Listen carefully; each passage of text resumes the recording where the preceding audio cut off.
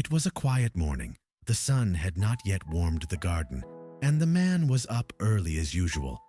He was sure that the vegetables he grew in his garden were growing safely behind the net. But that day, something was different.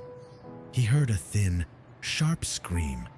Nervously, he went outside and peered over the net.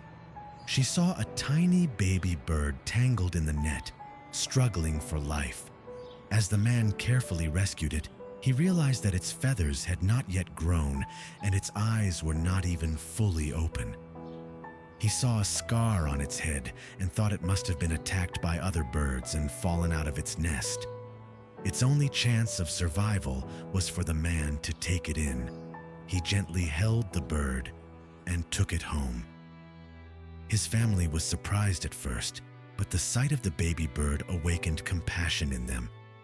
They learned that the little bird needed to be fed 4 to 5 times a day until it grew feathers and learned to feed itself.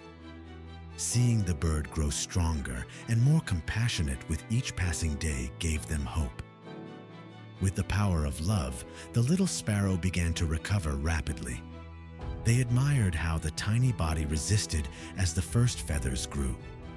In time, the sparrow and the family started practicing short-distance flying at home.